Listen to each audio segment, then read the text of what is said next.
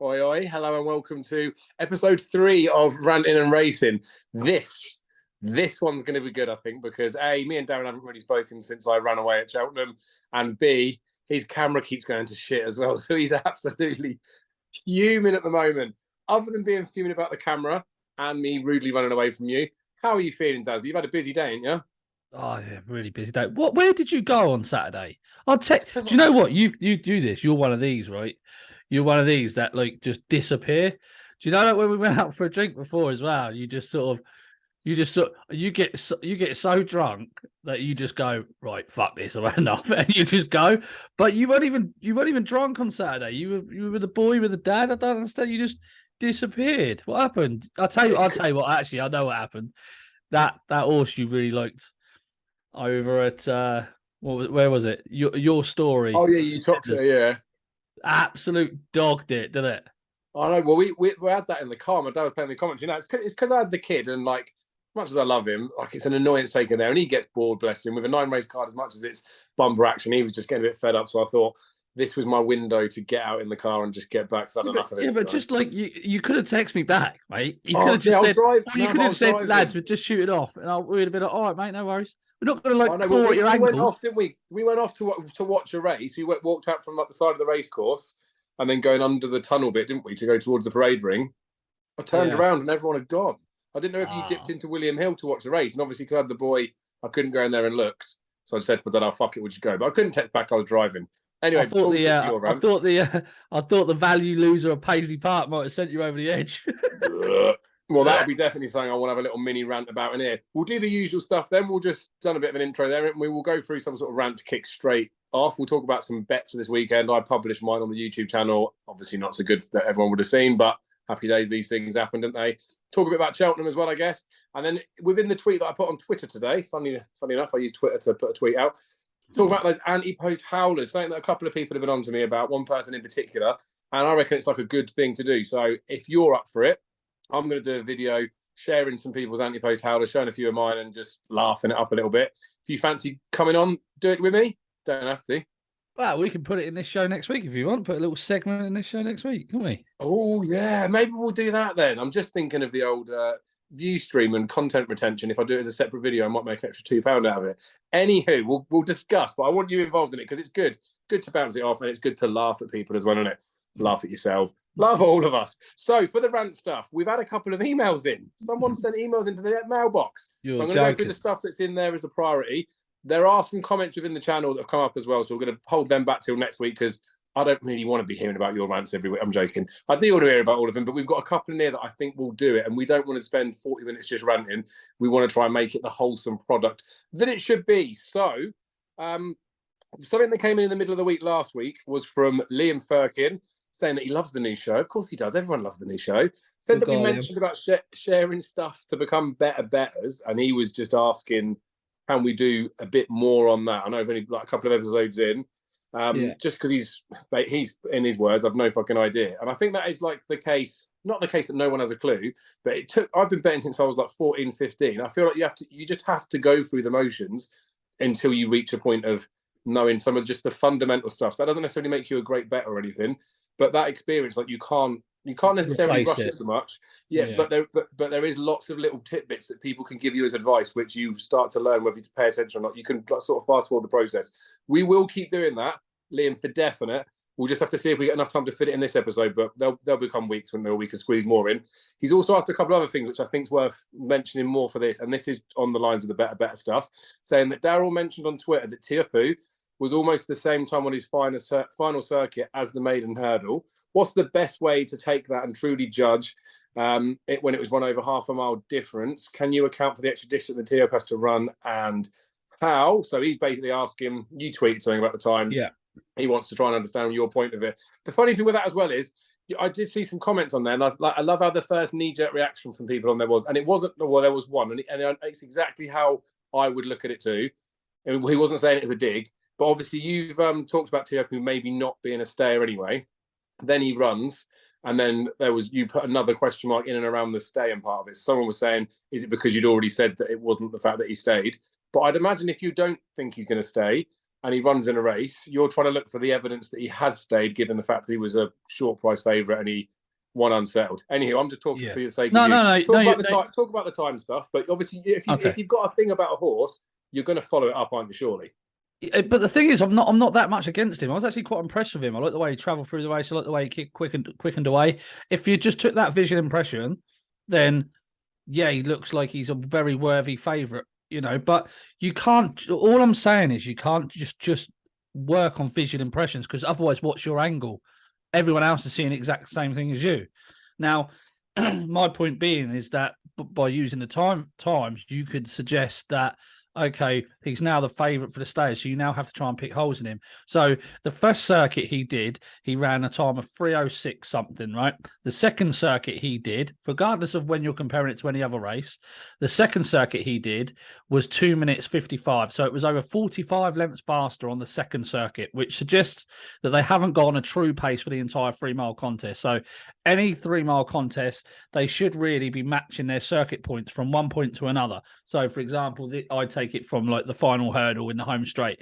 So they should really be matching at least the time figure on the circuits, right? Now, we already know he's a grade 1 horse, so comparing it to the maiden hurdle and that on the card doesn't really help us too much. But what you can take from this is that when they do a very, very, very slow first circuit in a 3 mile race, that stamina's certainly not been proven.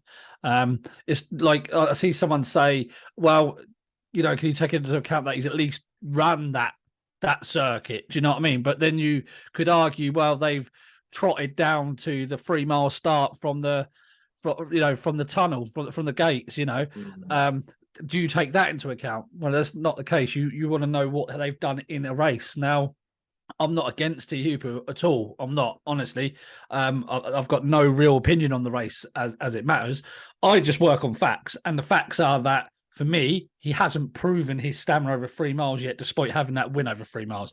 So that's how I work. I work on facts. If he had done even just a solid sort of 2 circuits that were pretty similar, then I would say he's proven his stamina. So I would ask one question just to follow up on there, because it might help people with an understanding perspective. What sort of, I know this is very like almost impossible question to answer because it's not fact, but what sort of weighting would timing of a race have on your influence for the next thing? So say, for example, the stairs hurdle, when it comes to day, you've got ground conditions, all of those things that are like all balanced out. How much the fact that he did this one time, and it is obviously just as one standalone time that you're measuring it on, it's the only one we got to go on. How much of that does it come into weighting? Because I think personally, the view that people take when they see these sort of things come out is that off the back of that alone, you're going to use that as like 100% of your judgment.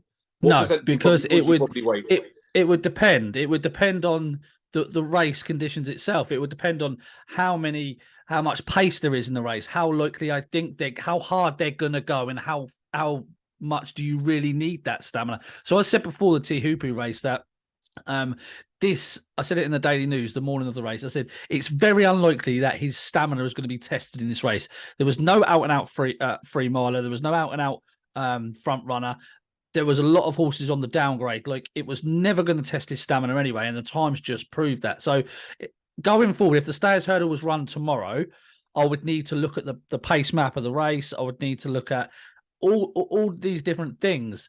But I would have in the back of my mind, do I want to back an 11-4 shot to win a 3 mile grade 1 when I know that he has not proven his stamina yet? And I'm not saying for 1 minute, I'm not saying he can't win the Stayers Hurdle. Look, he's unexposed. He's a youngster. He's probably the most likely to have the progression to do so, but he hasn't proved it just yet. So it's just a case of waiting and sort of putting all the variables together, and then coming up with the answer. So everything you do on the way to the Cheltenham Festival, right, is always like, it's just little bits of homework. You know what I mean? And you're going to change your opinion 100 times before we get to March. But as long as you come up with the right result on the day, it's about all that work leading up to the Cheltenham Festival. That's why when I write my Cheltenham Festival focus column, I tell people that I use that as pretty much as a diary throughout the whole of the season, right? So a week before the festival, I'll go back and I'll read everything that I've written over the course of the year. That's why I put so much in-depth stuff into it, because I'm using it to refer back to. So I'm not saying he can't win the Stayers. I'm not against him. This is not like a John Bond thing or nothing like that. I promise you. Probably the most likely winner, but for me, he still hasn't proven his stamina, and suspect stamina doesn't win Stayers hurdles. So Right. So I'm going to force you just to say something then. So for like I say, for like a weighting perspective, would you? I don't know. Again, it's like now and impossible. Would you say there's like 50% of your like consideration the time stuff? Would it be like 20%, 10%, 5%? it wouldn't. It's not the reason for a bet. There has to be other factors for a bet, but it does weigh pretty heavily. Yeah, you know if. Well, it does. You know, a slow horse can't do a fast time, but a fast horse can do a slow time. Do you get what I mean? So there has Yeah. to be other contributing factors. But the good thing with that is is obviously I would say on it personally that you do the timings, you're the one that's using it for your benefit, which is the best, like the way to do it. If it was me listening to someone else's times, my bet, like how much I'd like want to use that as like evidence for going forward, it would be like much further down because it's not my own homework doing it. But you're sharing the information out there. If people don't want to bear it in mind, they don't have to. If they want to challenge it, they want to challenge it. You do your own homework, didn't you? We just share some bits, right? So that's quite good. We've gone quite long-winded on there, but I don't care. It's rant time, innit? We've got a voice note. Oh yes, the voice notes. yes. So I thought this was going to happen because when I said the tweet earlier, asking just a reminder for the voice notes, it was about the Antepost howlers, and someone's Antepost howled a voice note. So I haven't listened to it yet. He's backed this selection heavier than he cared to admit. He's now regretting it. So it's less of a rant, but it's more of an admission or an admission of badness. We all get these, but I'm looking forward to listening to this. Let me know if the sound's all right. Give it a thumbs up. Hi chaps, Evan here from Cheltenham Time on Twitter, and my Antepost howler for the 2023 festival is Fire Step, who I backed for both the Supreme and the Ballymore. Looked at his record, saw the 2 wins back in 2021. Didn't care that they were both in Class 5 flat races, of course. Started to convince myself that he was absolutely nailed on for this year's Supreme or Ballymore. Started to dream. And then that bubble was quite quickly burst when he came out, pulled up earlier this year. So backed him quite heavily. And moral of my story is don't always believe the Twitter hype. Do your own research. Cheers, lads. Have a good one. Speak to you soon. Outstanding. Top man. So that's Evan. Runs Cheltenham Time on Twitter. There's like an orange C, I think, is his like Twitter face thing. But been a bit more prominent this season. I haven't noticed him so much before, but good stuff. Lots of written articles. He's starting to do some like video-y content as well. It's true, though, isn't it? Like when he talks about like don't believe the hype stuff, like we can all do it. Like, and it's another one that's like on the lines of a howler, but like with like the Monmerall stuff, where I was selling the horse and I'm making like a picture for it. But like this is where it all has to come down, isn't it? Still has to all go down to someone's individual view. Right. And obviously, I haven't. Dave, I've got a little bit of a confession to make here. Now he's brought up Fire Step, right? So, did you see him when he came out? He ran in that handicap, didn't he, at Cheltenham not long ago?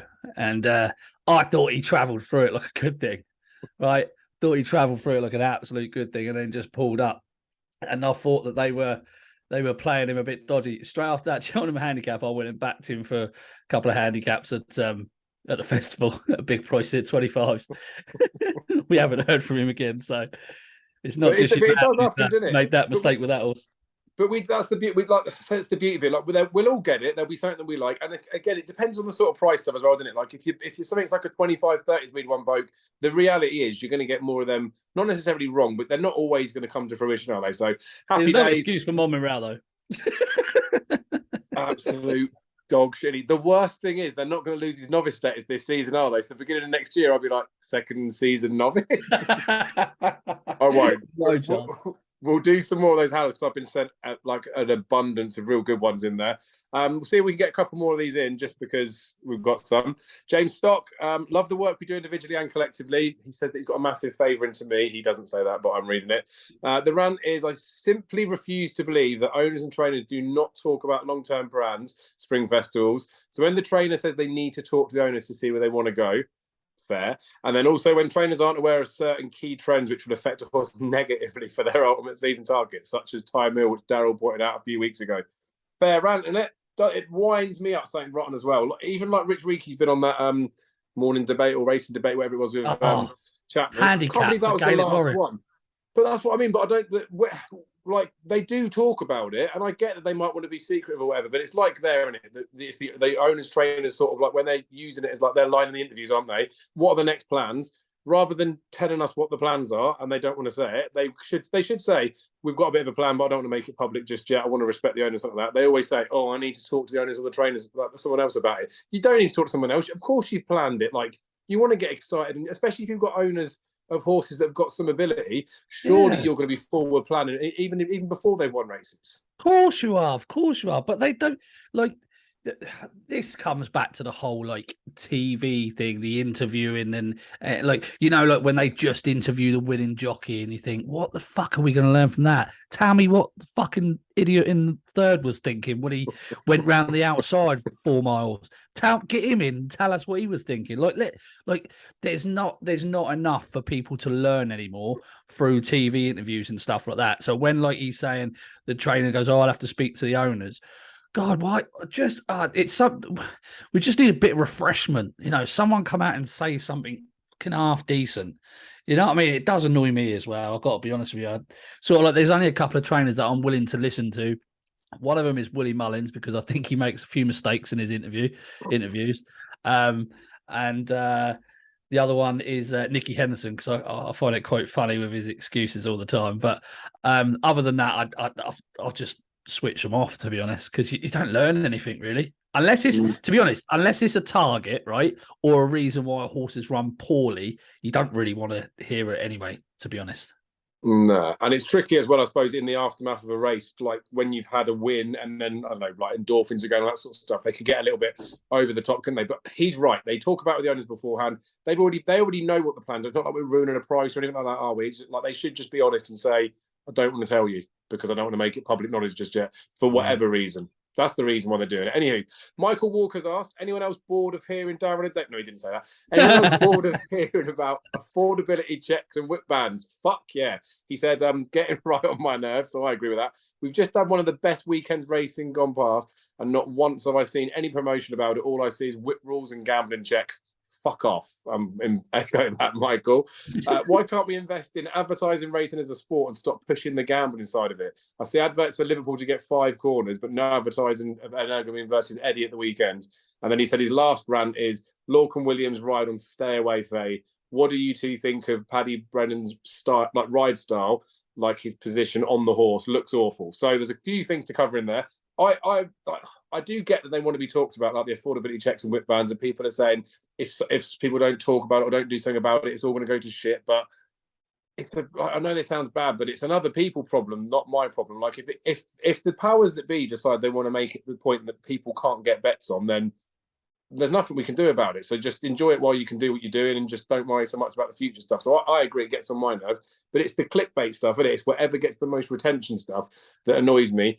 And the fact that they don't promote horse racing, and maybe as well as they should do, it's a slight glimmer of what's going on with the dog racing world, that they'll have like top class dog racing, and there's like they hardly do anything about it to promote the sport. You get like big category 1 events on the dogs, and there's just nobody there because they never. Yeah, well, the problem with horse racing though is that it's 48-hour declarations, and to promote the sport within 48 hours, when you've got, like, for example, Altior, when he was being pulled out on account of the ground at the last minute, you know, that's the difficulty with promoting the sport. I genuinely think there should be some sort of penalty if you're pulled out. You know what I mean? Like for if you're pulled out on the day of the race for no real reasons. You know, like a lot of the time Altior was pulled out on the ground. They said it was too quick for him or whatever, and he had a great record on that surface. There's like, you have to allow the sport to sort of be able to be promoted. But like. The thing is, though, did you see? I'll tell you what. Did you see the thing that came out this week about that video, the advert that they did? They spent 1.6 million quid on that advert. Did you see that? What a joke that is! I tell you what, they would have got more people to the races if they would have just gone round the local areas and put up flyers. You know, like when a circus comes to town. Every fucker knows when that circus is in town, don't they? They do, don't they? You cannot turn around without seeing a fucking poster for that circus, right? All it takes, why don't you just go out and put posters up in the local towns around the racecourse and stuff when you have big meetings on? Why are you spending 1.6 fucking million quid on a shitty advert that no one gives a toss about? Like that's another rant, but go on. Continue, sorry. No, it's good. My counter to the commercial stuff, right, is I work a job. I've got a kid. We do this sort of content stuff as well. I don't do it for everything, but I can knock up a video in 20 minutes that looks not amazing, but half decent. These companies pay media people to run their Twitter accounts. Jermaine Genius was that. Jermaine Genius was the front of that bloody video. Oh no! Yeah, but probably from a diversity perspective, wouldn't it? So they've used someone that's out of the game, that would have been in the public eye, all those sort of things. That's trying to get it in there, trying to find someone that's out of the sport to get people out of the sport into it. The thing is, like when the race like that, I know the horses could not run and stuff, and I get that it's bad that people have had a day out, but I don't like. Sometimes I will go to a meeting because there's a star attraction horse or something like that. Like I went to Kempton to watch a neighbour when she just ran on the flat. There was no one there. There was an 80s disco night, and honestly, I took the boy there. Maybe 50 people there during the day. By the time it got to the last race, when the disco was about to start, a couple of thousand people turned up. It was like a tenner to get in as well.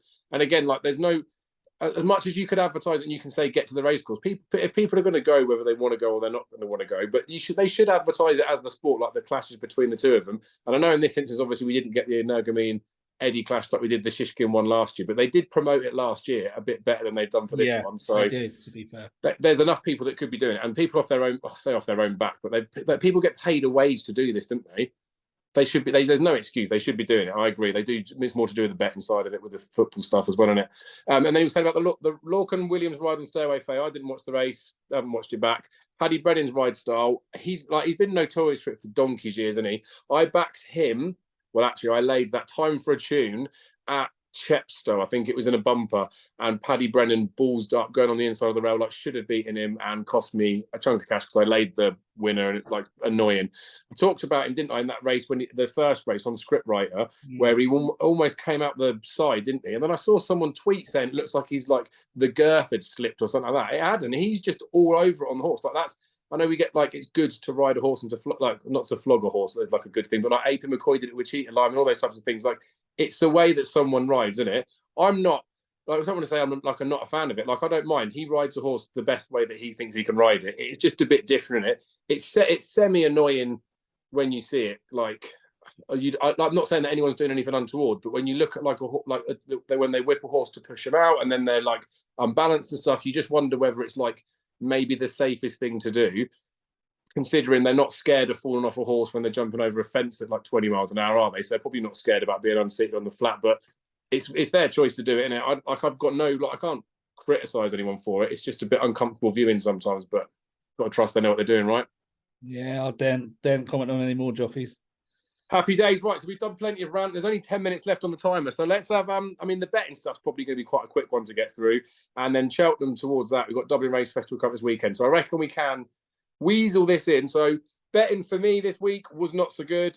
Did have a teeny tiny bit on a Hoisinha, which wasn't on the video, but that was a tenner on Sky Bet's offer, so literally nothing to rant about. I did throw another £120 away at the race course, which is also like a semi. Could be a rant thing. They say come race, didn't they? Take all your bets on course. Admittedly, I was betting with a card, not with cash, but who cares? I got 7-4. He was, wasn't he? Which is the reason I went over to the bookies to back him. Go up to the first one, 7-4. Don't take cards. So I was like, "Oh, fine, I'll move on." Started to trim in. 13-8 was the best I could get somewhere else. Went to him. He changed the price as I asked for 120 quid to 6-4. So I said to him, "Sure, I can have the 13-8." Looked over his shoulder at the board behind him, who was still 13-8, and said, "We'll go and bet with them then." What the fuck? And I get it doesn't matter. I still end up having the bet, but I went to back him at 7-4. Come away with backing him at 6-4 because I've just been booted around. So those sort of things put me off betting like on course. So I just think fuck it, can't be asked with being battered about. But yeah, lost another 120 quid on Paisley Park. So I was fuming. And then like you say, that one at Utoxeter was dog shit as well. Just one of them days, I think, wasn't it? It was a horrible Saturday, really, wasn't it? The first race, I really quite fancied Jupiter Geet. I threw 150 quid away on him at 5-2. I knew my fate straight away with that one. Then I backed Fire Dancer. I quite fancied him. I was a bit annoyed with myself, though, really, because I backed him at 5-2, and I knew he couldn't get any bloody shorter than that when I backed him. And that annoyed me on myself a little bit there. I should have just held off and waited. He just ended up drifting and found absolutely nothing. So there's another 100. I think it was only 100 on that, I think, thrown away. And then cross country came, didn't it? And I had to wait to try and get back out of the hole. Ahoy Senor, I chucked to 60 quid on him at 13-2 or something. So it got back a little bit there. Ended Saturday a couple of £100 down, but I didn't mind too much really. I could have ended up a lot worse.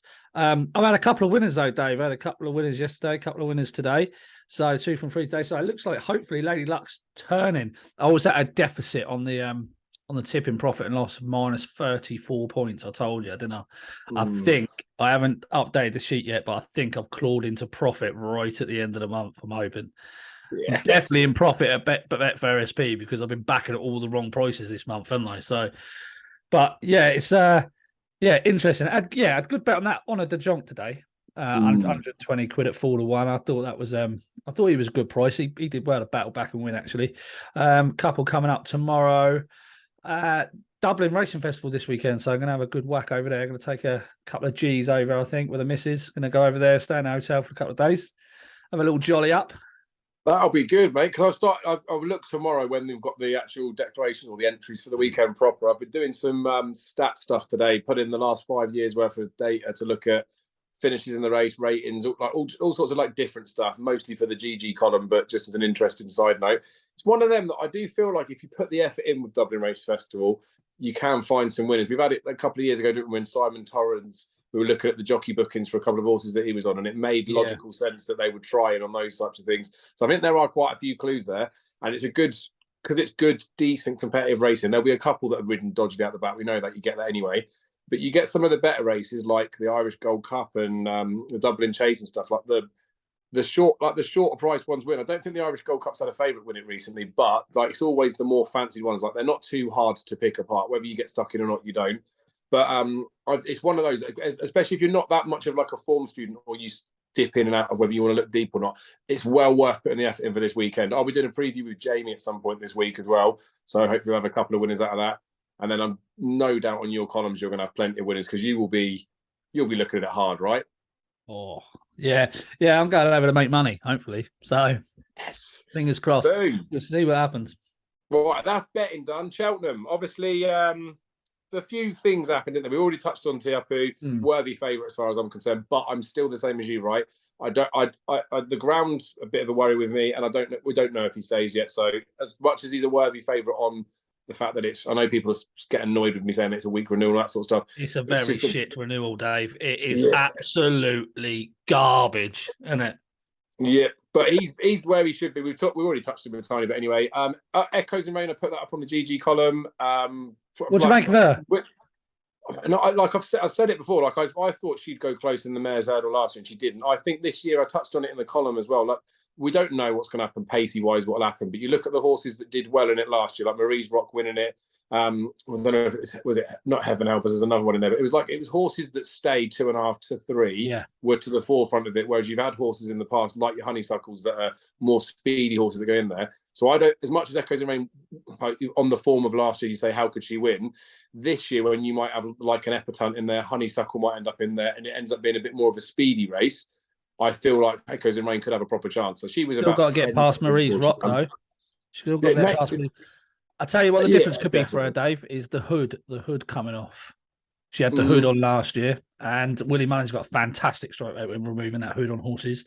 So it'd be interesting to see if that stays off because she could have a good bit more improvement to come in her. Yeah, and that's the thing. I'm not to be rude to Patrick, I do love Patrick, but I do feel like Townend's going to be a much better jock on top of her. So hopefully Randy Love doesn't turn up. There goes the camera. We wanted to see it. There goes the camera. So, I mean, there probably is a bit more we can talk about for Cheltenham. We're running out of time, so we'll do a bit more of a bumper review for Cheltenham next week.